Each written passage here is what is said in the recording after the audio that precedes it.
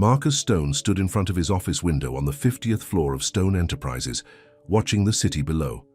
At 45, he had everything money could buy, but his heart felt empty. 20 years had passed since he'd let anyone get close to him, not since Sarah left him at the altar. The memory still stung even after all these years. His secretary's voice crackled through the intercom. "Mr. Stone, the board meeting starts in 5 minutes. Marcus straightened his tie and grabbed his briefcase. Another day, another meeting where he'd have to defend his choice to stay single. The board members were always pushing him to settle down, worried about the company's image. They didn't understand that he'd rather be alone than risk getting hurt again. The elevator ride down to the conference room was quick, but his mind wandered to the conversation he'd had with his mother last night. She kept trying to set him up with the daughters of her country club friends. "You're not getting any younger," she'd said. "The company needs an heir." The meeting dragged on as usual. Marcus checked his watch. He needed to use the restroom. He excused himself and walked down the quiet hallway to the executive bathroom. As he pushed open the door, he crashed right into someone who was rushing out. "Oh my God, I'm so sorry." A woman's voice filled the air as papers scattered everywhere. "I know I'm not supposed to be in here, but the ladies' room is being cleaned and I really had to go and—" Marcus looked down to see a beautiful black woman in a janitor's uniform scrambling to pick up her papers. Her name tag read, "Angela Williams." "I'm going to lose my job," Angela muttered, close to tears. "I just started here last week and I really need this job. My son's medical bills." Something in her voice touched a part of Marcus he thought had died long ago. Instead of calling security like he normally would, he found himself kneeling down to help her gather the papers. "It's okay," he heard himself say. "I won't tell anyone." Their hands touched as they both reached for the same piece of paper. Angela quickly pulled back, but not before Marcus felt a jolt of electricity run through him. Their eyes met, and for the first time in 20 years, Marcus felt his carefully constructed walls begin to crack. "Thank you," Angela whispered, clutching her papers to her chest. "You don't know what this means to me." As she hurried away, Marcus stood frozen in place. He couldn't shake the image of her eyes, filled with worry and determination. He'd seen hundreds of beautiful women over the years, but something about Angela was different. She wasn't trying to impress him or get his money. She was just a hard-working mother trying to take care of her child. Back in the meeting room, Marcus couldn't focus. His mind kept drifting to Angela. He found himself wondering about her son, about what kind of medical bills they were facing. Before he knew it, he was asking his assistant to get him Angela's employee file. That night, in his empty penthouse apartment, Marcus sat with Angela's file open on his desk. Angela Williams, single mother to 8-year-old Tommy. Tommy had been diagnosed with a rare heart condition. The insurance covered some of it, but the family was drowning in medical debt.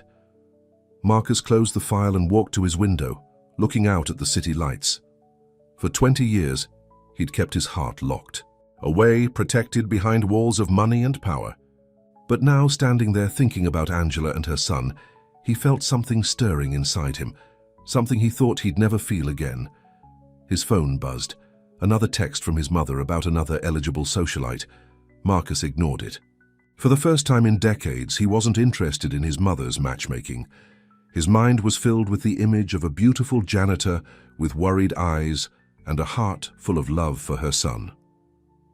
Little did Marcus know, this chance encounter in the men's room was about to change not only his life, but the lives of everyone around him. The walls he'd built so carefully were about to come crashing down, and his ordered world would never be the same again. The next morning, Angela arrived at work early, her hands shaking as she pushed her cleaning cart. She couldn't stop thinking about what happened in the men's room. She'd seen Mr. Stone's picture in the lobby enough times to know exactly who he was. What if he changed his mind and reported her? She couldn't lose this job. Not with Tommy's next surgery coming up. Tommy was staying with her mother today. The hospital bills were piling up on her kitchen table at home, and her mother kept telling her to ask for help, but Angela was too proud. She'd been taking care of herself and Tommy since her husband walked out 6 years ago, and she wasn't about to start begging now. As she cleaned the offices on the 48th floor, she heard whispers from the secretaries gathered around the coffee machine. "Did you hear? Mr. Stone's mother is throwing another charity gala this weekend. She's invited every single woman with a trust fund in the city." "What's the point? That man hasn't looked at a woman twice since the Sarah disaster 20 years. Huh?" Angela pretended not to listen as she emptied the trash cans. She'd heard the rumors about Marcus Stone's broken engagement, but she never paid much attention to office gossip. She had more important things to worry about, like how she was going to pay for Tommy's medications this month. The elevator dinged, and Angela's heart nearly stopped when Marcus Stone himself walked out. He was wearing a dark blue suit that probably cost more than she made in a year. Their eyes met for a brief moment before she quickly looked away, focusing on her cleaning cart. But instead of walking past her, he stopped. "Mrs. Williams," he said, his voice softer than she expected. "Could you come to my office for a moment?" Angela's stomach dropped. This was it. She was going to get fired. She followed him to his office, trying to keep her hands from trembling. Inside his office, Marcus closed the door and walked to his desk. Angela stood nervously by the door, clutching her cleaning rag like a lifeline. "How's your son?" Marcus asked, surprising her. "Tommy? He's okay. As okay as he can be, considering." Her voice trailed off. Marcus picked up a folder from his desk. "I looked into your situation. Your son needs specialized surgery that your insurance won't fully cover." Angela felt her face grow hot with embarrassment. "Mr. Stone, I don't want—" "Charity? This isn't charity," he interrupted. "I have a proposition for you." He explained that the company had a special medical assistance program for employees with extraordinary circumstances. It would cover all of Tommy's medical expenses, no strings attached. Angela couldn't believe what she was hearing. "Why would you do this for me?" Marcus stood up and walked to his window. 20 years ago, I let one bad experience turn me into someone I never wanted to be. Yesterday, when I saw you in that bathroom, worried about losing your job but still thinking about your son, it reminded me of who I used to be, someone who cared about more than just money and power." Tears welled up in Angela's eyes. "Mr. Stone, I don't know what to say." "Say you'll let me help Tommy. And—" he hesitated. "Say you'll have coffee with me sometime just to talk." Angela's heart skipped a beat. Was Marcus Stone, the man who hadn't dated anyone in 20 years, asking her out for coffee? Before she could answer, his office door burst open.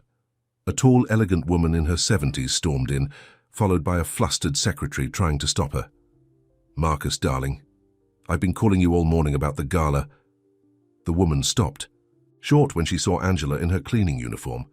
"Oh, I didn't realize you were busy." "Mother," Marcus said, his voice tight. "This is Mrs. Williams. She's discussing an important company matter with me." Victoria Stone's eyes narrowed as she looked Angela up and down. "Of course she is. Well, don't let me interrupt. But Marcus, we need to discuss the seating arrangements. I've invited the governor's daughter specifically to meet you." After his mother left, an uncomfortable silence filled the room. Angela shifted on her feet, feeling more out of place than ever. "I'm sorry about that," Marcus said. "About the coffee, Mr.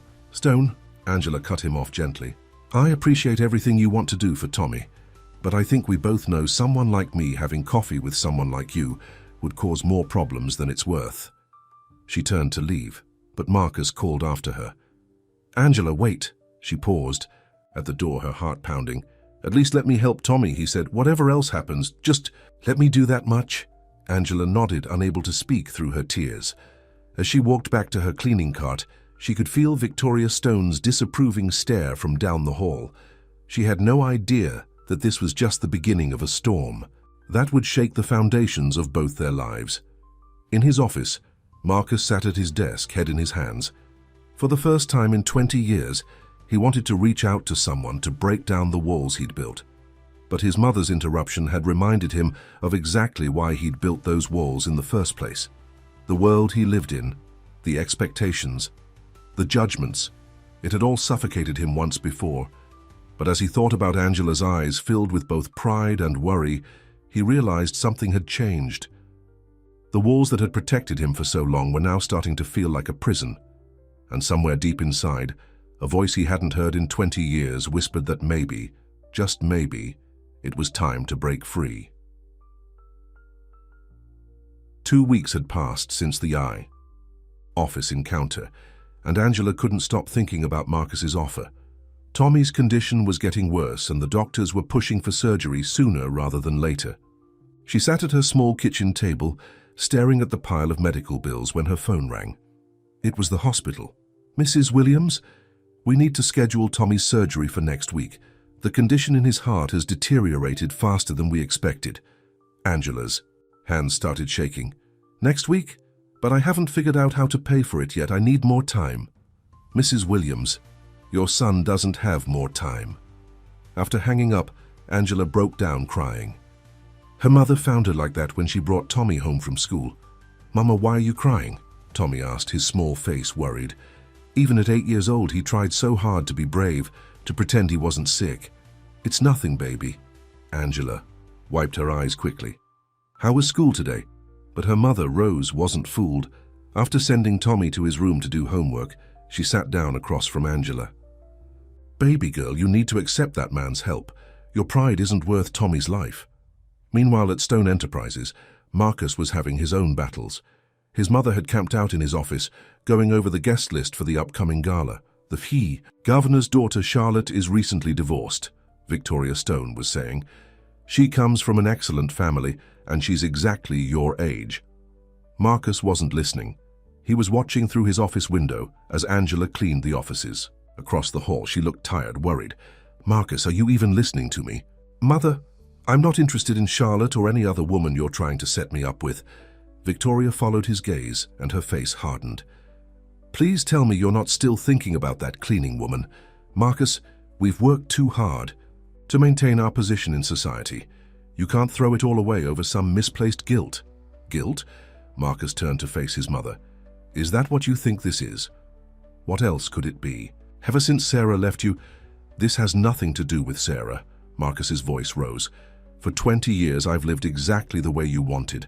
I've been the perfect son, the perfect CEO, but I'm tired, Mother. I'm tired of being alone." Victoria stood up straighter. "You're not thinking clearly. That woman is after your money, just like all the others." "She refused my help," Marcus said quietly. "She's the first woman in 20 years who looked at me and saw a person, not a bank account." Before Victoria could respond, Marcus's secretary buzzed in. "Mr. Stone, there's an urgent call from St. Mary's Hospital on line 1. Marcus picked up the phone, surprised. His surprise turned to concern as he listened. "Yes, I understand. I'll take care of it right away." After hanging up, he grabbed his coat. "Where are you going?" Victoria demanded. "We're not finished here."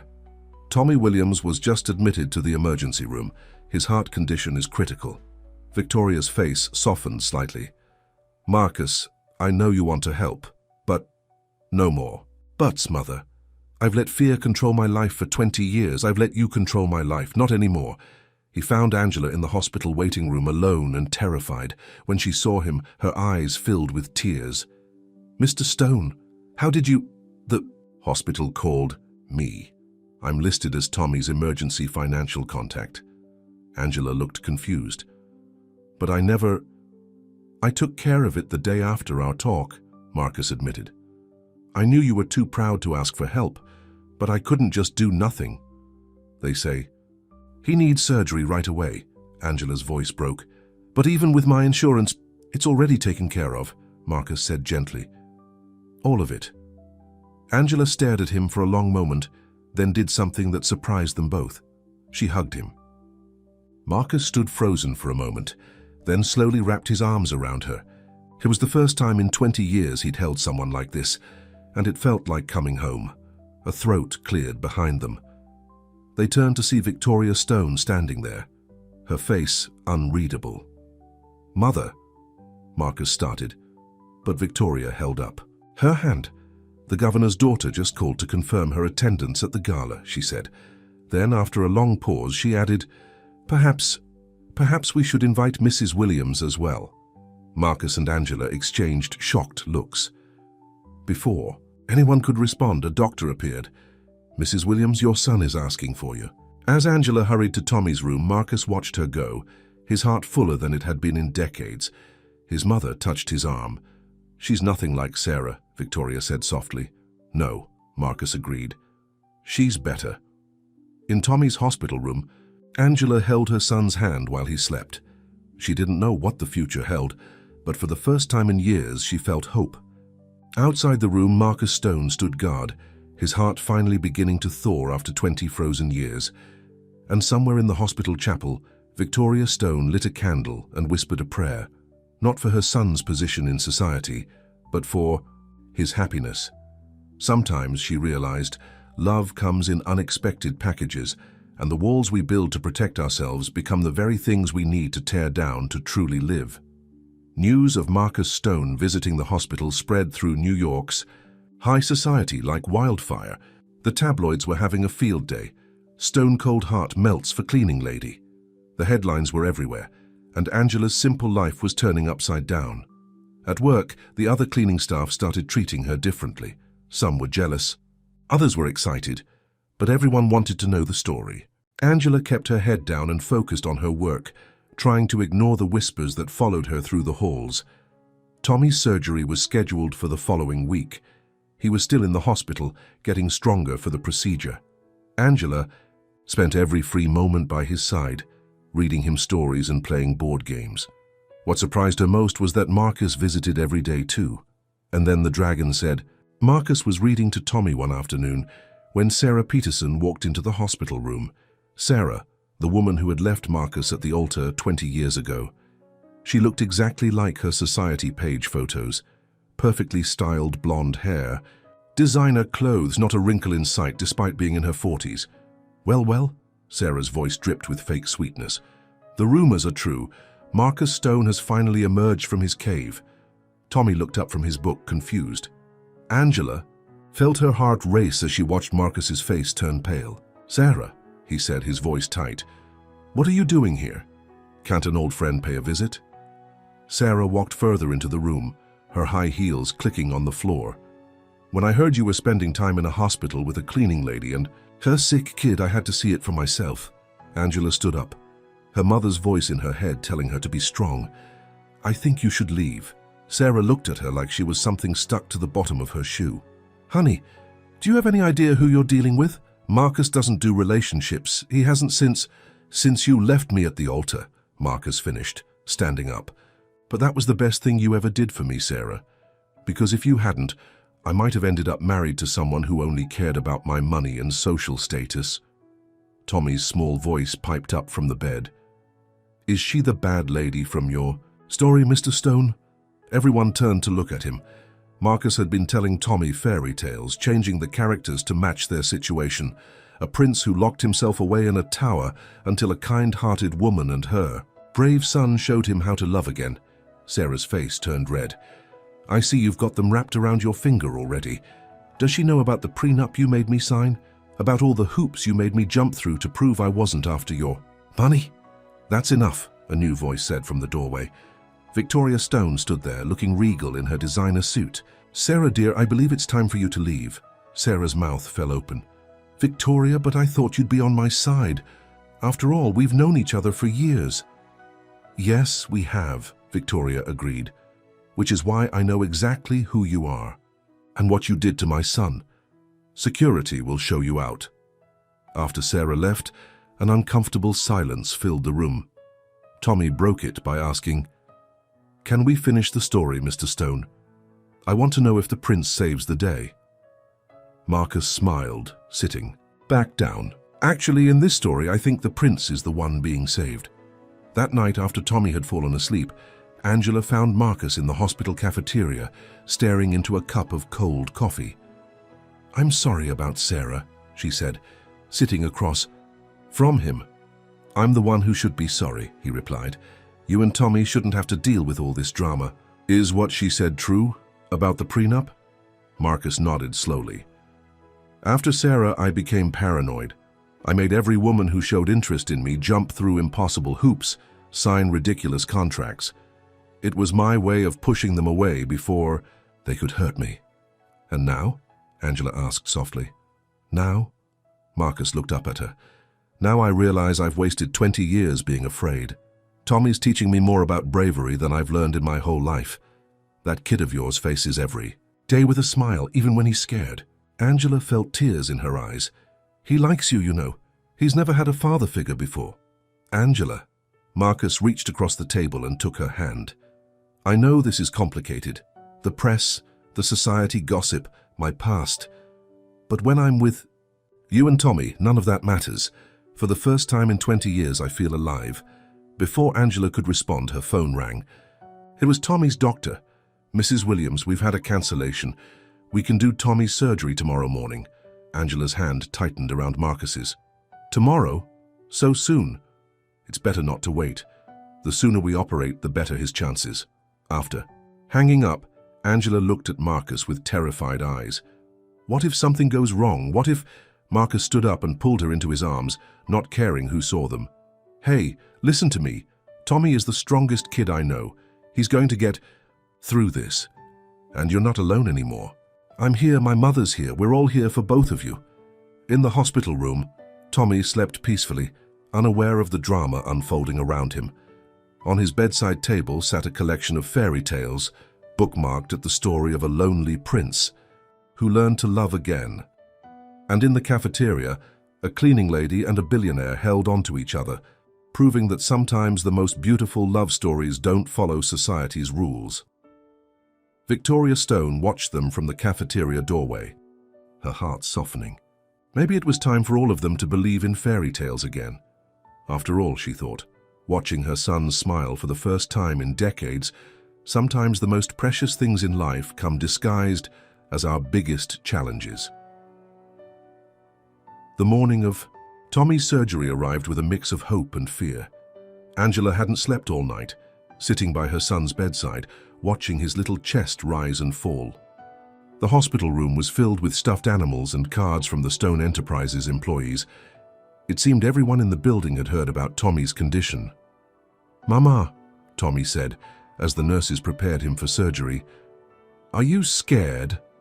Angela tried to smile through her tears. A little bit, baby, but you know what? Being brave doesn't mean you're not scared. It means doing what you need to do even when you are scared. That's what Mr. Stone says too, Tommy smiled weakly. He says I'm the bravest person he knows. The door opened, and Marcus walked in carrying a large teddy bear wearing a superhero cape. And I meant every word of it, champ. Tommy's face lit up. You came. Of course I came. Wouldn't miss seeing my favorite guy before his big adventure. Marcus set the bear next to Tommy. This is Super Bear. He's going to watch over you during surgery. As the nurses came to take Tommy to the operating room, Angela felt her knees go weak. Marcus caught her before she could fall, holding her steady as they watched Tommy being wheeled. Away. He'll be okay, Marcus whispered. He has to be. The waiting room was a strange mix of people. Angela's mother, Rose, sat quietly praying her rosary. Victoria Stone, looking out of place in her designer suit, paced back and forth. Marcus's brother Richard had shown up, much to everyone's surprise. Little brother, Richard said, pulling Marcus aside. The board is asking questions. You've missed 3 important meetings this week. The board can wait, Marcus replied firmly. This is more important. Richard lowered his voice. Is it? Or are you just trying to make up for 20 years of loneliness by playing house with a cleaning lady and her kid? Before Marcus could respond, Sarah walked into the waiting room, followed by a group of reporters. Oh, how touching, she said, loudly. The whole Stone family gathered for the cleaning lady's son. Tell me, Marcus, does she know about your trust fund? The one that requires you to marry someone of suitable social standing to keep control of the company. Angela, who had been standing nearby, felt like she'd been slapped. What trust fund? Marcus turned to her, his face pale. Angela, I can... Explain what? Sarah smirked. That if he marries someone like you, he loses control of Stone Enterprises. That's why he's never married, you know. Daddy made sure the company would stay in the right social circles. That's enough. Victoria's voice cut through the chaos.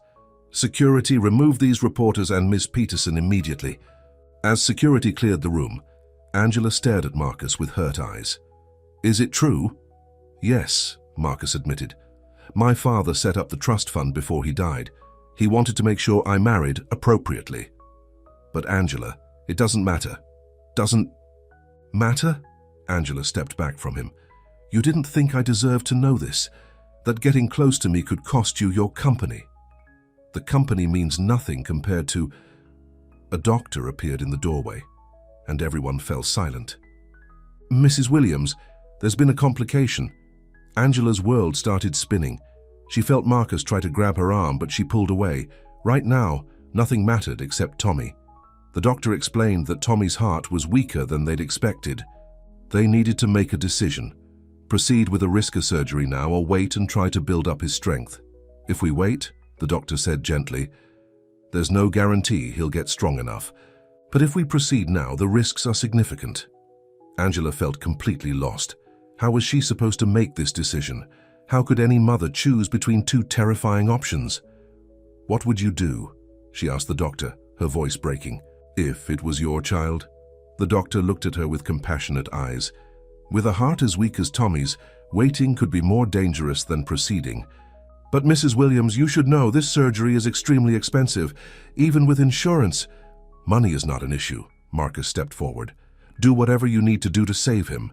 Angela turned to Marcus, tears streaming down her face. I can't let you do this. Your company... Listen to me. Marcus took her hands in his. 20 years ago, I let my father's rules and society's expectations turn me into someone I never wanted to be. I let Sarah's betrayal convince me that being alone was better than being hurt. But then you and Tommy crashed into my life, and for the first time in 2 decades, I remembered what it feels like to truly care about someone. Victoria stepped forward, her face serious. The trust fund was my husband's idea. He thought he was protecting our family's legacy. But watching you these past weeks, Marcus, you've never been more like your father than you are right now. Everyone looked at her in surprise. Your father built this company from nothing because he cared about people more than profits, Victoria continued. Somewhere along the way, we forgot that. We got so caught up in status and society that we forgot what really matters. Richard spoke up from the corner. The board doesn't have to know about any of this. We can figure something out. The doctor cleared his throat. I need an answer about the surgery. Angela looked at Tommy through the ICU window, so small in that big hospital bed. Then she looked at Marcus, who had tears in his eyes. Do the surgery, she said firmly. Save my baby. As the doctor hurried away, Marcus pulled Angela into his arms. This time she didn't pull away. Whatever happens, he whispered, we're in this together. The company, society, none of it matters. You and Tommy are what matter. Sarah, who had managed to sneak back into the waiting room, watched this scene unfold with a bitter expression. You're all going to regret this, she warned before storming out. But nobody paid attention to her threats. They were all focused on the operating room doors, where behind them a little boy's life hung in the balance. And in that hospital waiting room, surrounded by an unlikely group of people, love was proving stronger than any trust fund, stronger than social expectations, stronger than 20 years of fear and loneliness. Hours passed in the waiting room. Angela paced until her feet hurt, then sat until she couldn't sit anymore, then paced again. Marcus never left her side, bringing her coffee she couldn't drink and food she couldn't eat. Victoria had taken charge of keeping the reporters away, using her social connections to protect their privacy during this critical time. But Sarah's parting threat wasn't empty. By midnight, news vans were parked outside the hospital, and social media was buzzing with the story. Stone Empire at risk, CEO's romance with cleaning lady threatens company future, was trending online. Richard burst into the waiting room, waving his phone. Marcus, we have a problem. Sarah went to the board members. They've called an emergency meeting for tomorrow morning. I'm not leaving this hospital, Marcus said firmly. You don't understand. Richard ran his hands through his hair. She showed them the trust fund documents. They're voting on whether to remove you as CEO. Angela, who had been dozing in an uncomfortable chair, sat up straight. What? They can't do that. They can if they believe Marcus is going to lose control of the company's voting shares, Richard explained. The trust fund doesn't just affect Marcus's inheritance. It affects his position as CEO. Marcus stood up, his face determined. Then let them vote. I'm not choosing between the company and... The doctor appeared in the doorway and everyone fell silent. Mrs. Williams, Mr. Stone, the surgery is complete. Angela grabbed Marcus's hand so tight her knuckles turned white. Is he... Tommy made it through the surgery, the doctor said, and everyone let out a breath they'd been holding. The next 24 hours are critical, but he's fighting hard. Can I see him? Angela's voice broke. He's in recovery. Once we move him to ICU, you can visit briefly, 2 people at a time. As the doctor left, Angela collapsed into Marcus's arms, sobbing with relief. Victoria dabbed at her eyes with an expensive handkerchief, while Rose continued her prayers. Now in gratitude, Richard watched this scene with conflicting emotions. Marcus, about the board meeting. Go to the meeting, Angela said suddenly, pulling away from Marcus. Everyone looked at her in surprise. What? Marcus shook his head. No, I need to be here with you and Tommy. You need to fight for your... company, Angela insisted. Tommy's going to be okay, but I won't let you lose everything you've worked for because of us. Victoria stepped forward. She's right, Marcus. Go to the meeting. Show them that Sarah and her schemes can't control you anymore. I'll stay here with Angela and Tommy. Marcus looked torn. Angela, go, she said softly. Fight for your company, then come back to us. The next morning, Marcus walked into the Stone Enterprises boardroom for the first time in a week. The board members sat around the massive table, their faces serious. Sarah sat in a corner, a triumphant smile on her face. Before you start, Marcus held up his hand as the board chairman began to speak. I have something to say. He took a deep breath, thinking of Tommy's bravery and Angela's strength. 20 years ago, my father built this company on one principle, taking care of people. Somewhere along the way, we lost sight of that. We got caught up in social status and trust funds and what other people think. He looked each board member in the eye. Yes, there's a trust fund. Yes, it says I need to marry someone of suitable social standing to maintain control of the company. But let me ask you something. What makes someone suitable? Their bank account, their social connections, or their character? Sarah stood up. The trust fund is clear. The trust fund, a new voice said from the doorway, was a mistake. Everyone turned to see Victoria Stone walking into the boardroom, carrying an old leather briefcase. Mother, Marcus was confused. You should be at the hospital with... Angela's mother is with them, Victoria said. This is more important. She opened the briefcase and pulled out a stack of papers. These are the original company documents, signed by my husband. And this, she pulled out one particular paper, is something he wrote the day before he died. She began to read. To my son Marcus, I built this company believing that success comes from caring about people, not profits. The trust fund was my mistake. I let society's expectations cloud my judgment. Don't make the same mistake I did. Love who you love. Lead with your heart. The company will follow. The boardroom was silent. Sarah's triumphant smile had disappeared.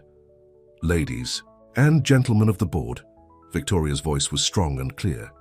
My husband built this company. The trust fund was his one regret. Are we going to let his one mistake destroy everything he built? Or are we going to remember what Stone Enterprises really stands for? Richard, who had been quiet until now, stood up. I move to dismiss this emergency meeting and maintain Marcus Stone as CEO. One by one, the board members began to nod. Sarah stormed out of the room, her plans in ruins. Marcus hugged his mother tight. Why didn't you show me that letter before? Because, Victoria smiled sadly. You weren't ready to hear it. But watching you with Angela and Tommy, you're finally becoming the man your father always knew you could be. Marcus's phone buzzed. A text from Angela. Tommy's awake. He's asking for you. Looking at the board members, Marcus straightened. His tie. If you'll excuse me, there's a brave little boy waiting for me at the hospital. As he walked out, Victoria addressed the board. My son is in love with a cleaning lady who has more dignity, grace and strength than most of the society. Women I know. If anyone has a problem with that, they can take it up with me. No one dared to argue with Victoria Stone. And as Marcus rushed back to the hospital, back to Angela and Tommy, he finally understood what his father had meant. Success wasn't about money or status. It was about having the courage to love, to care, to put people first. In the hospital room, Tommy was groggy but smiling. "Mr. Stone," he said weakly, "did the prince in the story get his happy ending?" Marcus looked at Angela, who was holding Tommy's hand, and smiled. "I think he's about to, champ, I think he's about to." Tommy's recovery was slow but steady. The hospital room had become like a second home, with Angela splitting her time between her son's bedside and her cleaning job, which she insisted on keeping despite Marcus's protests. "I need to work," she told him one evening, as they shared a cup of coffee in the hospital cafeteria. "Not just for the money, but for me.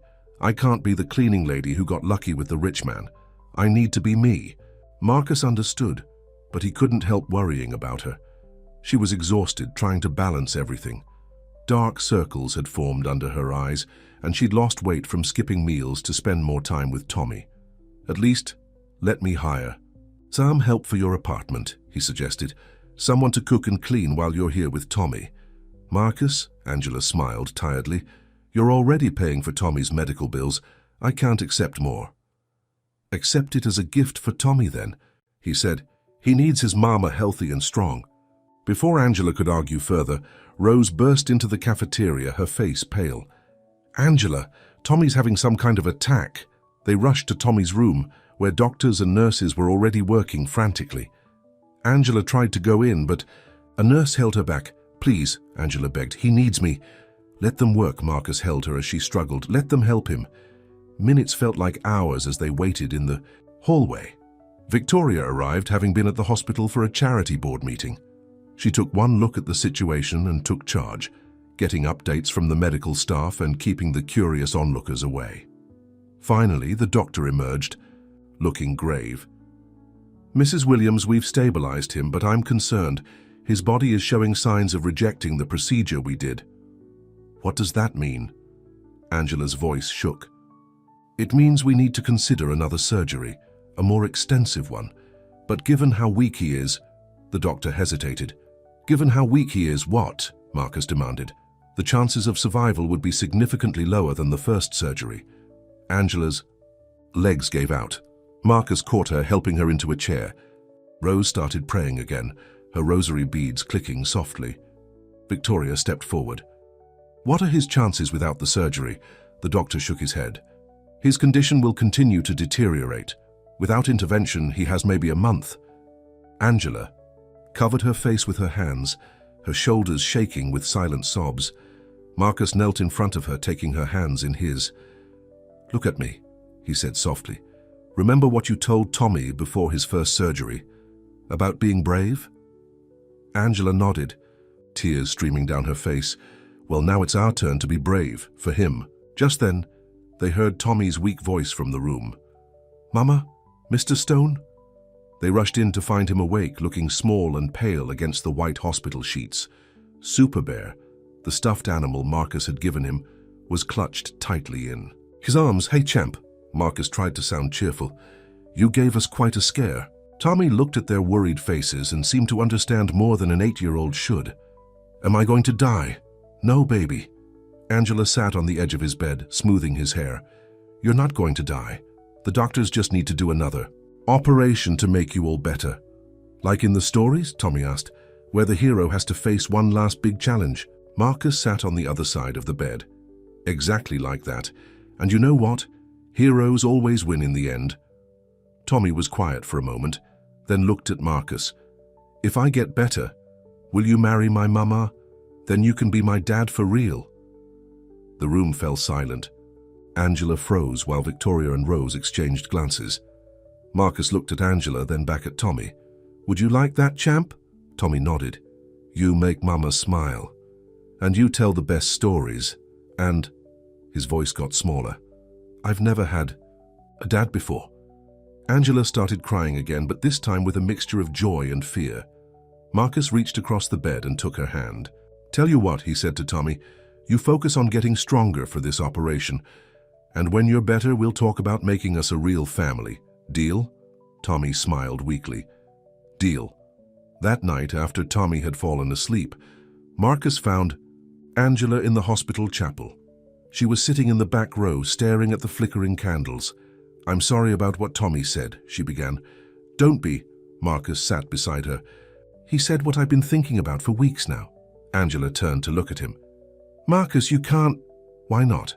"Because you're a cleaning lady. Because of what society will say." "Angela, I've spent 20 years letting other people's expectations control my life. I'm done with that." "It's not just that," Angela wiped her eyes. What if Tommy doesn't make it? What if we're making all these plans and..." Marcus pulled her close. "Then we'll face that together too, but Tommy's strong. He's a fighter, and he has something to fight for now, a future, a family, all of us." Outside the chapel, Victoria overheard their conversation. She pulled out her phone and made a call. "Dr. Reynolds, this is Victoria Stone. I need you to get me the top pediatric heart surgeon in the country. Money is no object. We have a little boy who needs a miracle." As she hung up, she looked through the chapel door at her son and Angela. 20 years ago, she had helped push Marcus into a life of loneliness because of social expectations. Now, watching him hold this strong, loving woman who had turned his world upside down, Victoria realized that sometimes the best things in life come in unexpected packages. In his hospital bed, Tommy slept peacefully, Super Bear tucked under his arm. On sea. His bedside table, Marcus's fairy tale book, was open to a new story. One about a little boy whose brave heart brought together an unlikely family and taught them all the true meaning of love. Word spread quickly through New York's social circles that Victoria Stone was calling in favors, reaching out to every medical contact she had. The woman who had once been so concerned about maintaining social status was now focused on just one thing: saving her future grandson. Dr. James Morrison arrived from Johns Hopkins 3 days later. He was known as the miracle worker of pediatrics, heart surgery, with a success rate that seemed almost impossible. As he reviewed Tommy's charts, his face remained professionally neutral. "The procedure is risky," he explained to the anxious family gathered in the consultation room. "But I've dealt with similar cases before. The key is timing. We need Tommy to be as strong as possible before we operate." "How long?" Angela asked, gripping Marcus's hand. 2 weeks, Dr. Morrison said. "We'll put him on a new medication regime to build his strength. If all goes well, we'll operate then." Sarah, who had been suspiciously quiet since the board meeting, chose that moment to make her move. She called a press conference on the steps of Stone Enterprises. "I speak today as someone who has known Marcus Stone for over 20 years, she said to the cameras. "His relationship with this cleaning lady is nothing but a misguided attempt to rebel against his family's expectations. And now an innocent child's life is being risked for this romance." The news reached the hospital via the TV in Tommy's room. Angela quickly tried to change the channel, but Tommy had already seen it. "Is that lady right?" he asked quietly. "Am I sick because Mr. Stone is trying to help us?" "No, baby." Angela sat on his bed. "You're sick because sometimes hearts need extra help to work right, but you have so many people who love you and are fighting to make you better." Marcus, who had been watching from the doorway, came in. "For your mom's right, champ. And you know what? I have a surprise for you." He pulled out his phone and showed Tommy a video. The entire staff of Stone Enterprises, from executives to cleaning crew, had gathered in the lobby. One by one, they held up signs, "Get well soon, Tommy. We're all fighting with you. No, you're our hero." Tommy's face lit up. "They did that for me?" "They sure did," Marcus smiled. "And look who organized it." The video showed Victoria Stone directing people where to stand, making sure everyone's signs were visible. She'd even convinced the board members to participate. "For your grandma did that?" Tommy asked, then quickly covered his mouth, realizing what he'd said. Marcus and Angela exchanged surprised looks. It was the first time Tommy had referred to Victoria as his grandmother. Victoria herself walked in at that moment, carrying a large gift bag. "Did I hear my name?" Tommy looked nervous, but Victoria smiled warmly. "I brought you something special." She pulled out a beautiful hand-knitted blanket. "I made this myself. I used to knit when Marcus was little, but I haven't done it in years. I thought you might like it for your hospital bed." Angela watched in amazement as Victoria Stone, Queen of New York society, carefully tucked the blanket around Tommy. The woman who had once looked down on her was now treating her son like precious family. "Thank you, Grandma," Tommy said softly. Victoria's eyes filled with tears. She kissed Tommy's forehead and hurried out of the room, overcome with emotion. In the hallway, she ran into Sarah, who had somehow managed to get past hospital security. "Really, Victoria?" Sarah's voice dripped with contempt. "Playing grandmother to the cleaning lady's kid? What happened to maintaining our social position?" Victoria drew herself up to her full height. "What happened? I woke up, Sarah.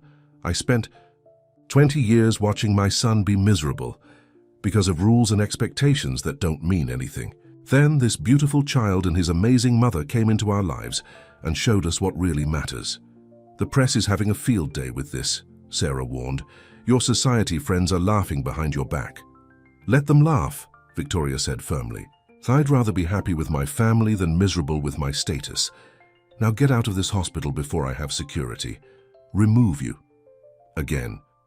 Back in Tommy's room, Angela was reading him a story while Marcus sat nearby, working on his laptop. The scene looked so natural, so right, that Victoria paused in the doorway just to watch. "Mr. Stone?" Tommy's voice was sleepy. "Will you be here when I have my operation?" "Wild horses couldn't keep me away, champ," Marcus promised. "And after? Will you still be here after I get better?" Marcus looked at Angela, who was trying not to cry again. "Tommy, when you get better, we're going to be a real family. All of us, that's a promise. Even Grandma Victoria." "Especially Grandma Victoria," Marcus smiled. "She's already planning Christmas at the mansion." Tommy yawned, clutching Super Bear. "Good, because I think she needs us too. She looks happy when she's here, like Mama does when you're around." As Tommy drifted off to sleep, Angela leaned against Marcus. "When did our lives get so complicated?" "The day you crashed into me in that bathroom," Marcus kissed her forehead. "Best crash of my life." Victoria, still standing in the doorway, wiped her eyes. Sarah was right about one thing: their social circle was buzzing with gossip. But watching her son with his newfound family, Victoria realized she'd never seen him so happy, so complete. The next 2 weeks would be crucial. Tommy needed to get stronger for the surgery, and there were still battles to be fought. Sarah wasn't done causing trouble, and some board members were still grumbling about the situation. But in that hospital room, under a hand-knitted blanket, made with a grandmother's love, a little boy slept peacefully, surrounded by people who would move heaven and earth to save him. And sometimes, that's all the strength a heart needs to keep fighting. The 2 weeks leading up to Tommy's surgery felt like the longest of their lives. Every day brought new challenges, new worries, but also moments of unexpected joy. The medication seemed to be working, Tommy's color was better, and he had more energy. He even managed to sit up and play board games with Marcus for short periods. Sarah hadn't given up her campaign against the relationship. She'd gone to every gossip magazine in town, painting Angela as a gold digger who was using her sick child to trap Marcus. But her plans backfired when one reporter decided to dig deeper into the story. The article that came out instead told a different tale. The real story behind Stone's romance. It detailed Angela's years of working 2 jobs to support Tommy, her refusal to accept charity, and her insistence on keeping her cleaning job even after Marcus entered their lives. The piece ended with a quote from one of the Stone Enterprises board members. "In 20 years, I've never seen Marcus Stone smile. Now he lights up every room he enters." The public response was overwhelming. Letters and gifts started pouring into the hospital for Tommy.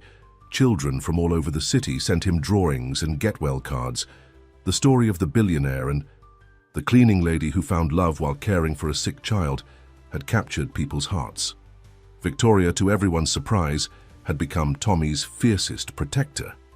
She'd taken a leave of absence from her social committees to spend more time at the hospital.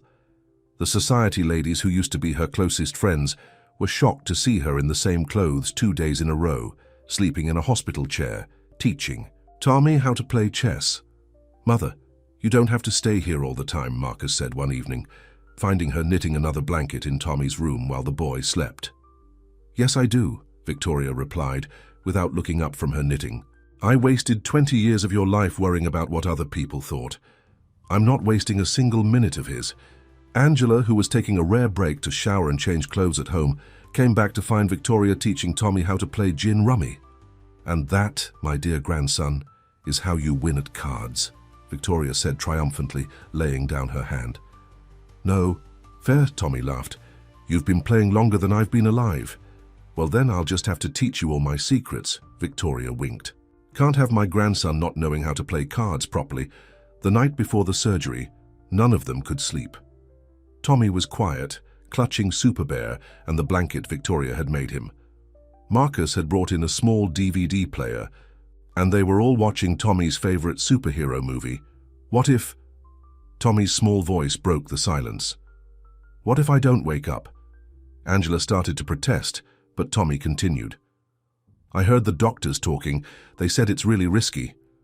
Marcus paused the movie and sat on the edge of the bed. "Can I tell you a secret, champ? Everyone's scared sometimes, even superheroes. But you know what makes someone really brave?" Tommy shook his head. "Being scared, but doing what needs to be done anyway. Just like your mom does every day. Just like you're doing right now." "Did you know," Victoria added from her chair, "that your dad was scared too 20 years ago? He was so scared of getting hurt that he built walls around his heart. But then you and your mom came along and taught him how to be brave again." Tommy looked at Marcus. "Is that true? Were you scared?" "Terrified," Marcus admitted, "but you and your mom showed me that some things are worth being scared for. Love is worth being scared for." Angela wiped tears from her eyes. "And you know, what else? You have something those superheroes in the movie don't have." "What's that?" "You have all of us. Me, your dad, Grandma Victoria, Grandma Rose. We're all here, fighting with you. And tomorrow, when you go into that operating room, we'll all be right outside, sending you our strength." Dr. Morrison came in for one final check before the surgery. He found the whole family crowded onto Tommy's bed, finishing the superhero movie. Instead of telling them to leave, he pulled up a chair and watched the end with them. As the credits rolled, Sarah appeared in the doorway. Everyone tensed, but she held up her hands. "I'm not here to cause trouble," she said quietly.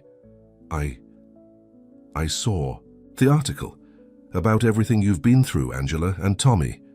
She took a deep breath. "I brought something."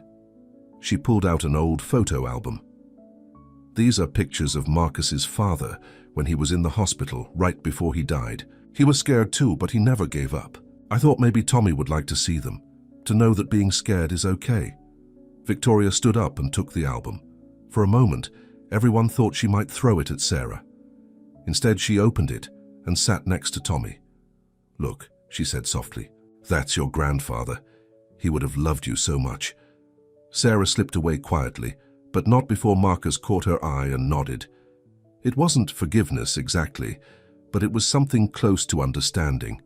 That night, none of them left Tommy's room. Angela lay next to him in the narrow hospital bed, while Marcus sat in a chair holding their hands. Victoria and Rose took turns praying and telling stories. As the sun began to rise, casting a soft pink glow through the hospital window, Tommy looked at his unlikely family. The cleaning lady who had raised him alone, the billionaire who had learned to love again, the society grandmother who had traded her designer suits for hospital chairs, and the birth grandmother who had never stopped believing in miracles. "I'm ready," he said softly. The nurses came to take him to surgery. As they wheeled him down the hallway, Marcus and Angela walking alongside, Tommy held Super Bear tight. "Remember," Marcus called as they reached the operating room doors, "superheroes always win in the end." Tommy managed a brave smile before disappearing through the doors. Now came the hardest part, the waiting. Angela turned to Marcus, her face crumpling. He held her close as Victoria and Rose joined them. "He's going to make it," Victoria said firmly. "He has to. He's a stone. Now." And so the waiting began, with 4 people from very different worlds united by their love for one brave little boy whose heart had brought them all together. The surgery was supposed to take 6 hours. By hour 7, Angela was practically wearing a hole in the waiting room floor from pacing. Marcus had tried to get her to eat something, but food was the last thing on anyone's mind. Victoria kept checking her watch, while Rose clutched her rosary, her lips moving in silent prayer. "What's taking so long?" Angela's voice was hoarse from crying. Why haven't they told us anything? Marcus pulled her into his arms. No news is good news. It means they're being thorough. The waiting room had filled up throughout the day. Stone Enterprises employees stopped by during their lunch breaks. Even some board members came to show their support. Sarah had left flowers with a card that simply said, "Be brave." Finally, after 9 grueling hours, Dr. Morrison appeared in the doorway. His surgical mask hung around his neck and he looked exhausted. Everyone held their breath. Tommy made it through the surgery, he said, and the room erupted in tears of joy. But he held up his hand. The next 24 hours are crucial. His heart is weak, but it's beating on its own. That's a very good sign. When can we see him? Angela asked. He's in recovery now. Once we move him to ICU, you can visit briefly, 2 at a time, just like before. As they waited to see Tommy, Marcus pulled Angela aside. I need to ask you something. Now? Angela looked toward the ICU doors. Yes, now, because I don't want to waste another minute. Marcus got down on one knee, pulling a small box from his pocket. The waiting room went silent. Angela Williams, you and Tommy crashed into my life and woke up a heart I thought had died 20 years ago. You taught me that real love isn't about social status or bank accounts. It's about being there for each other, fighting together, being scared together, being brave together. Angela's hands flew to her mouth as Marcus opened the box, revealing a simple but elegant diamond ring. I don't want to wait anymore. I don't care what society says or what the gossip columns write. I love you. I love Tommy. Will you marry me? Before Angela could answer, a nurse burst through the ICU doors. Mrs. Williams, Mr. Stone, Tommy's awake and he's asking for you. Still holding the ring box, Marcus grabbed Angela's hand and they rushed to Tommy's room. They found him groggy but awake. Super Bear clutched weakly in his arms. Did you ask her yet? Tommy's voice was barely a whisper. Marcus laughed through his tears. You knew about this? Grandma Victoria helped pick out. The ring, Tommy smiled weakly. She said it had to be perfect for my mum. Angela looked at Victoria, who was watching from the doorway with tears in her eyes. Well? Tommy asked. What did you say? Angela looked at Marcus, still on one knee beside Tommy's bed, still holding out the ring. She looked at her son, so brave and strong. She looked at Victoria, who had become the mother she never had. She looked at her own mother, Rose, beaming with joy. Yes, she whispered. Then louder, yes. Marcus slipped the ring on her finger, and Tommy managed a weak cheer. Victoria hugged Rose, both women crying happy tears.